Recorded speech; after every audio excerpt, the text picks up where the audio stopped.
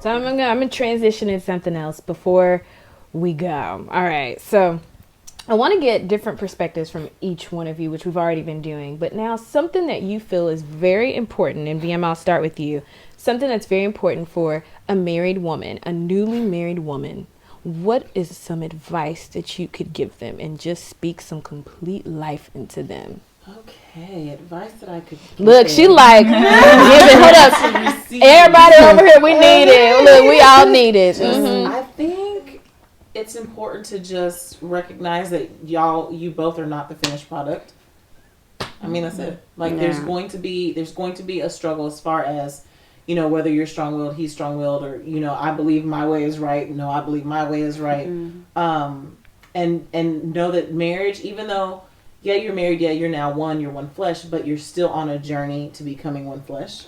Because you're one flesh, of course, before the Lord, but it still takes the journey to actually get to that point. You know, I admire a lot of older couples that I see because they know each other so well, but they didn't start off that way. So That's I have to true. remind myself, okay, this is a growing process. Just as I grow in any other relationship, I'm still growing in my relationship with my husband. Yes. All right. That's a little nugget. Yes, still growing. Still growing. Don't be expecting them to be perfect. Right. Yeah, accept them flaws and all in that first year of marriage. All right. Now, Cynthia, you as a engaged woman, soon to be married, what is something that you think is very important for women to know? Or what do you want to share? Some wisdom, some knowledge, the fire. Is it before you get engaged or as you're engaged? It could be as you're engaged or before you get engaged. Because you got it. I mean, you would know. You would know. You're in there. Okay. Well, before you get engaged, I would say, for me, because I had wished I had done this before I had got engaged, was to develop more of a relationship with Christ on a personal level. I didn't do that before I got engaged. I was wanting to do it. I would, try to do it here and there, but it wasn't even where I wanted to really be. You know what I mean? So, as I did get engaged, I feel like my relationship with the Lord is 1,000 times better now. So as an engaged woman, my advice would be continue to grow, like what you said. And grow. Keep growing. Don't be afraid to grow. Don't stay stagnant. I mean, relationships is just a growing process. You know what I mean? And he's an individual, I'm an individual. So it just takes a lot of prayers and growth. That's what I would have to say. And I'm going to add something to that, because I think just seeing the both of you obviously are both powerful women, and you're women who God has called to do some tremendous things. But it's not just growing together like with your spouse, but still continuing to grow as an individual. Yeah. Because I think sometimes a lot of women, they get that perspective of, when I get married, it's just me and my husband. Right. But there are things that God will call you to do. Like, I look at the Joyce Meyer, and her ministry is still thriving. You don't always see her husband right next to her, but he's there. That's not to say he's not there.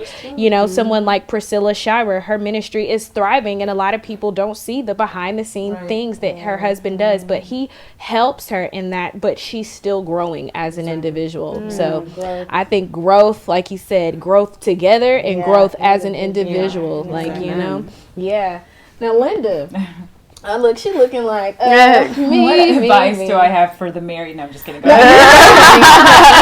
gonna give yours a little twist. Advice to a woman, because when I look at you, I think, man, this woman is very content, and this woman has done a lot, accomplished so much, achieved and accomplished so much as a single woman. What advice can you give to that single woman out there who is getting ready to hit her 30s, may already be in her 30s, or maybe even in her 40s or 50s or 60s, and not married, but things to encourage them, give them some fire that can just keep them going? I would just say continue to grow as a person. It's like, don't focus on the things that you do not have. Focus on what you do have, and then set goals and make them happen. And that's with your relationship with Christ, with your relationship with your girlfriends, with just hobbies, just anything that you want to do, make that happen while you're single. Don't focus on what you don't have, because if you do focus on that stuff, I think it'll drive you crazy, I'm sure, you know. Yes. So that would be my advice. Focus on don't focus on what you don't have in growth. It seems like growth is like yeah. a big thing here. Like growth. That is the key. Now, Elisabeth, what about you? What can you give to those singles? You want to give some wisdom to the married people? I don't know. You never know. I know, right? It might help a married person. That's so you never okay.